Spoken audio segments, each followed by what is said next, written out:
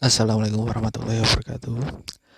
Dalam video ini kami akan membahas tentang penelitian perbandingan 3 sampel atau lebih atau uji ANOVA yang kami bahas.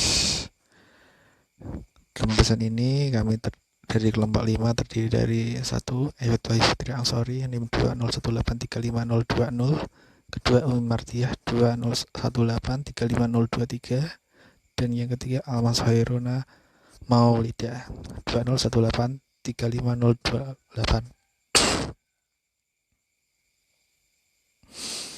Untuk yang pertama, definisi ANOVA satu jalan. ANOVA satu jalan digunakan untuk menguji hipotesis yang membandingkan 3 atau lebih rata-rata dari 3 atau lebih sampel yang independen. Pengolahan dan analisis data menggunakan ANOVA satu jalan dapat dilakukan jika sampel yang akan dianalisis berasal dari kelompok yang independen. Masing-masing sampel berdistribusi normal dan variansnya homogen. ANOVA satu jalan juga dapat digunakan pada penelitian yang bertujuan untuk melihat pengaruh satu faktor yang terdiri dari 3 atau lebih kategori terhadap suatu variabel lain. Yang kedua, langkah-langkah uji ANOVA satu jalan secara manual. Suatu penelitian yang dilakukan pada 3 kelas di mana pada masing-masing kelas diberi 3 perlakuan yang berbeda. Kelas pertama diberikan pembelajaran dengan metode inquiry, kelas kedua diberikan metode discovery, dan kelas ketiga diberikan metode expository. Setelah diberi perlakuan, setiap kelas diberi tes untuk membandingkan hasil belajar siswa pada masing-masing kelas. Berikut ini data hasil tes pada ketiga kelas tersebut. Bisa dilihat, ini adalah hasil dari tes yang dilakukan terhadap 3 kelas. Pada taraf signifikansi 5%. Ujilah apakah terdapat perbedaan hasil belajar menggunakan ketiga metode tersebut. Asumsikan bahwa masing-masing data berdistribusi normal dan variansnya homogen. Penyelesaian 1. Menguji normalitas data. Berdasarkan contoh soal, telah diketahui bahwa data berdistribusi normal. Kedua, menguji homogenitas data. Berdasarkan contoh soal, telah diketahui bahwa varians datanya homogen. Yang ketiga, merumuskan hipotesis uji dua pihak. H0 adalah mu1 sama dengan mu2 sama dengan mu3, tidak terdapat perbedaan. H1 adalah minimal terdapat satu tanda sama dengan yang tidak terpenuhi atau terdapat perbedaan. Keterangan mu1 adalah hasil belajar siswa yang memperoleh pembelajaran dengan metode inquiry. mu2 adalah hasil belajar siswa yang memperoleh pembelajaran dengan metode discovery. mu3 adalah hasil belajar siswa yang memperoleh pembelajaran dengan metode expository. Keempat, menentukan nilai uji statistik. A. Membuat tabel kuadrat. Ini contoh tabel yang sudah dikerjakan dari contoh soal.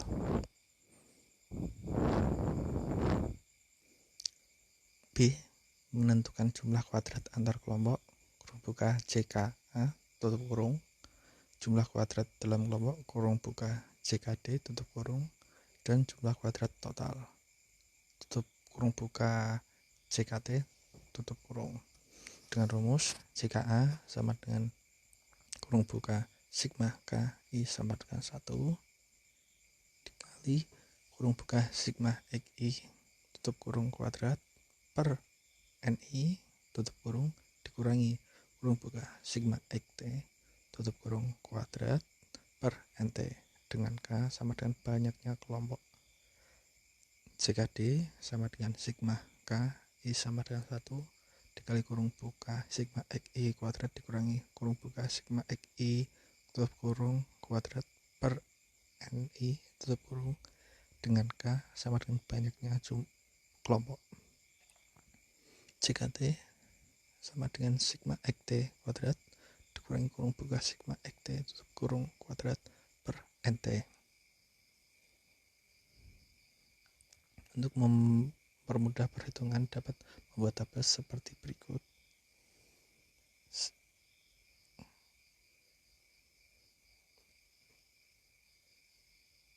Dan ini salah satu contoh pengerjaannya.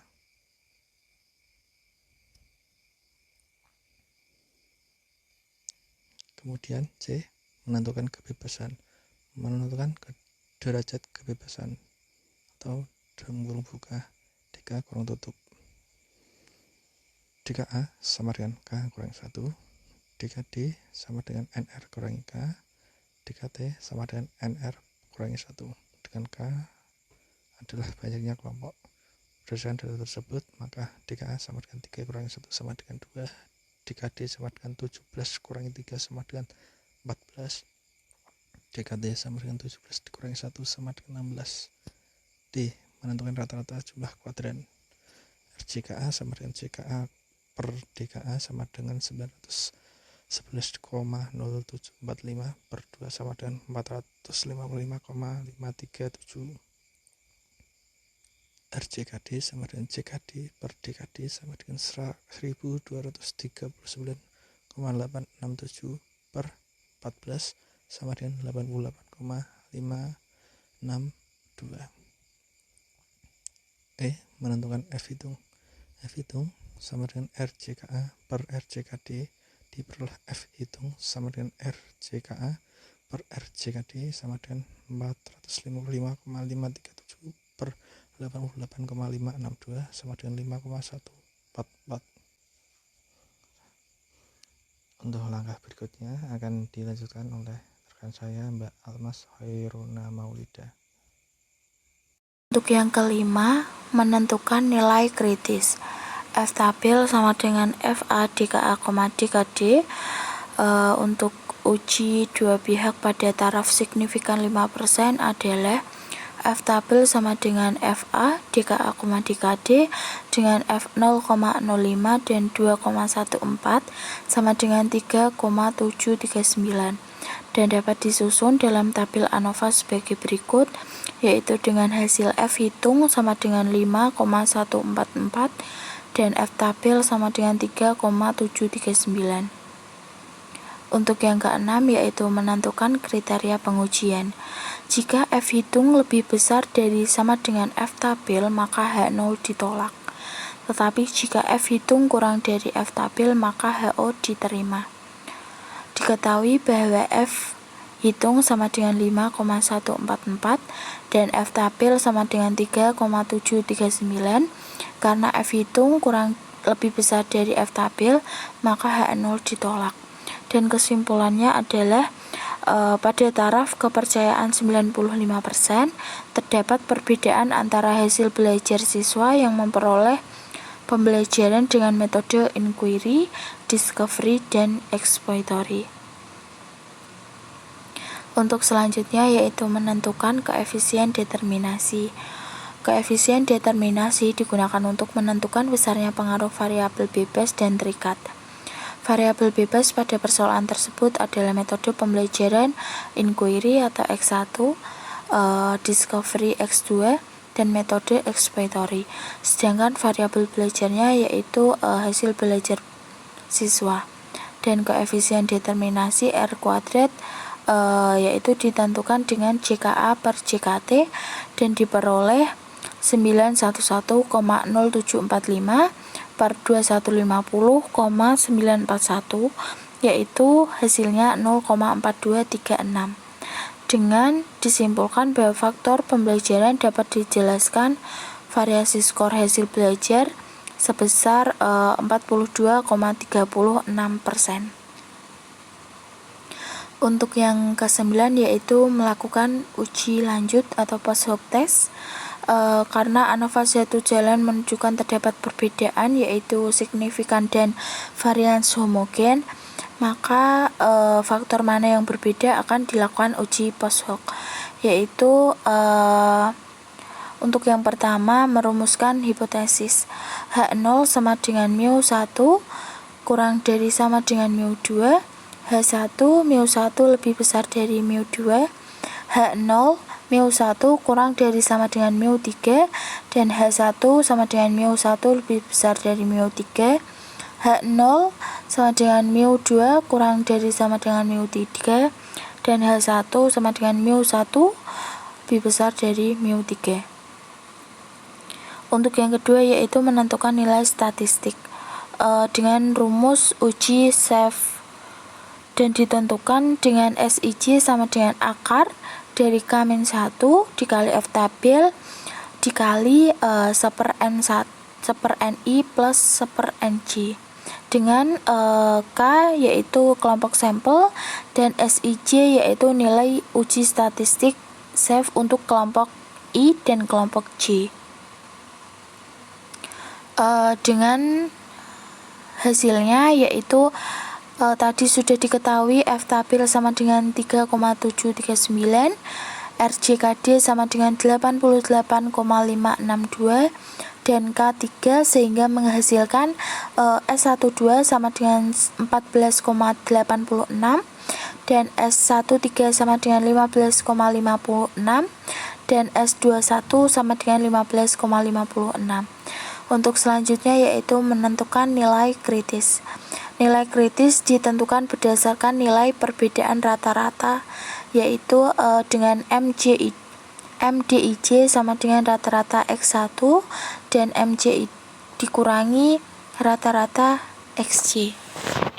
Diketahui bahwa rata-rata X1 yaitu 76,67 dan X2 76,67 dan X3 60,6, sehingga MD12 hasilnya 0, MD13 hasilnya 16,07 dan MD13 sama dengan 16,07. Untuk selanjutnya yaitu menentukan kriteria pengujian. Jika SIJ kurang dari sama dengan MDIJ maka H0 ditolak, dan jika SIJ lebih besar dari MJID maka H0 diterima.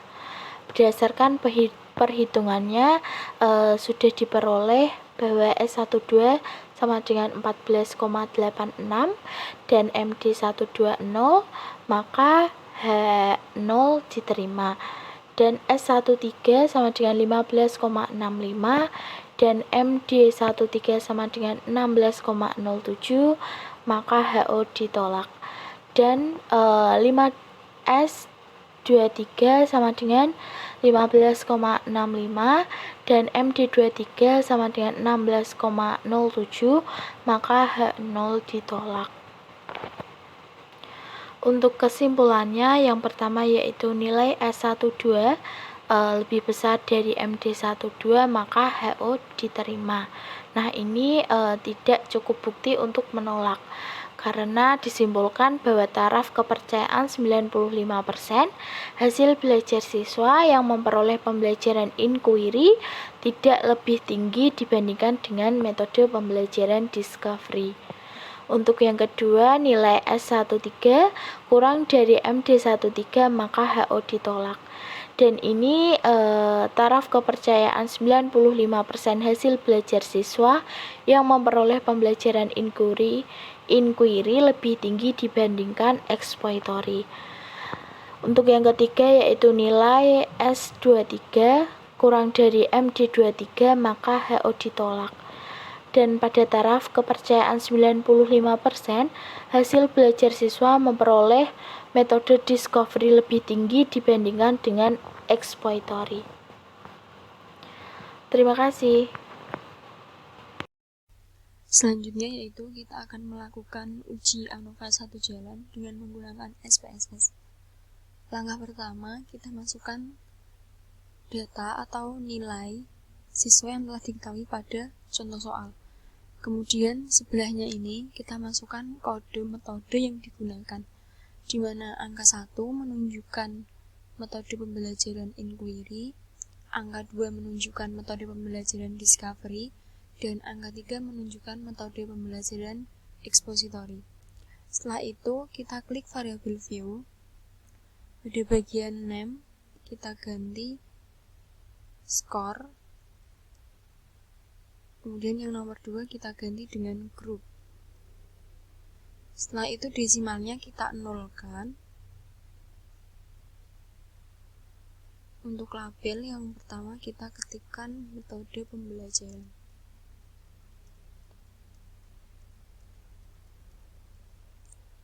Dan bawahnya kita ketikkan grup. Values kita isi yang bagian bawah. Value ini diisi 1, labelnya tadi kan 1 mewakili metode inquiry. Kita add. Kemudian 2 discovery.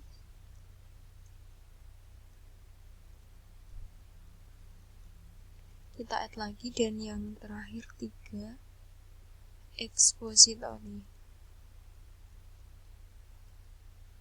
Kita add. Setelah muncul tampilan seperti ini tipe.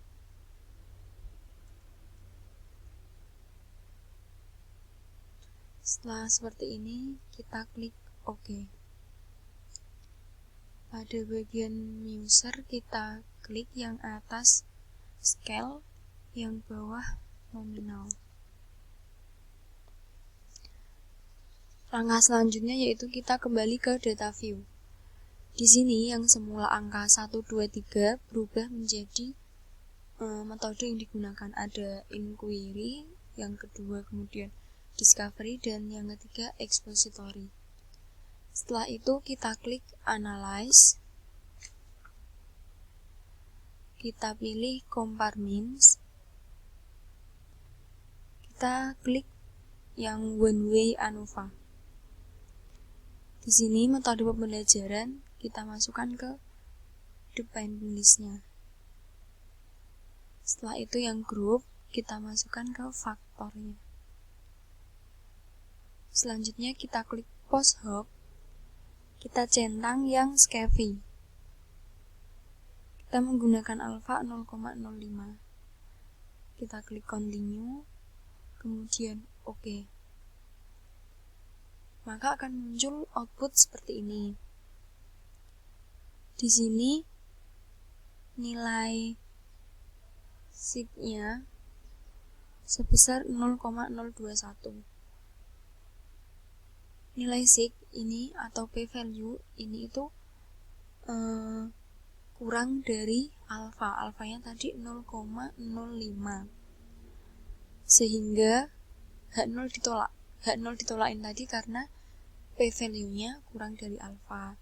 Artinya pada taraf kepercayaan 95% terdapat perbedaan antara hasil belajar siswa yang memperoleh pembelajaran dengan metode inquiry, metode discovery, dan metode expository. Uji ANOVA sendiri kan dia perlu dilakukan uji post hoc atau uji lanjut apabila simpulan yang dihasilkan itu menunjukkan terdapat perbedaan. Karena ini terdapat perbedaan, maka kita memerlukan adanya uji lanjut atau post hoc. Nah, di sini sudah terlihat untuk hasil uji post hoc-nya dengan menggunakan uji Scafy pada taraf kepercayaan 95%. Di sini dapat menunjukkan bahwa yang pertama, hasil belajar siswa yang memperoleh metode inquiry tidak lebih tinggi dibandingkan dengan siswa yang memperoleh metode discovery. Di sini terlihat pada nilai p-value-nya 0,995.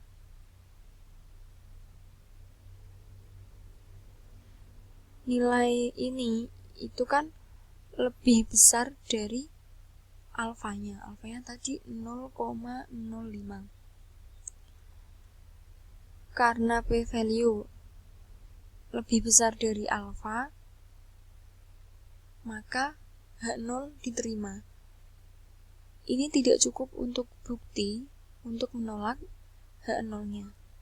Kemudian yang kedua, hasil belajar siswa yang memperoleh metode pembelajaran inquiry lebih tinggi dibandingkan hasil belajar siswa yang memperoleh metode pembelajaran ekspositori. Di sini kita dapat melihat pada p-value-nya ini 0,048, sedangkan alfanya 0,05. Maka p-value kurang dari alfa, sehingga H0 ditolak. Kemudian yang ketiga, hasil belajar siswa yang memperoleh metode pembelajaran discovery lebih tinggi dibandingkan dengan siswa yang memperoleh metode pembelajaran ekspositori. Di sini kita dapat melihat pada p-value-nya. P-value-nya 0,039. P-value ini kan kurang dari alfa, dengan alfa tadi 0,05, sehingga H0 ditolak. Sekian presentasi dari kelompok kami.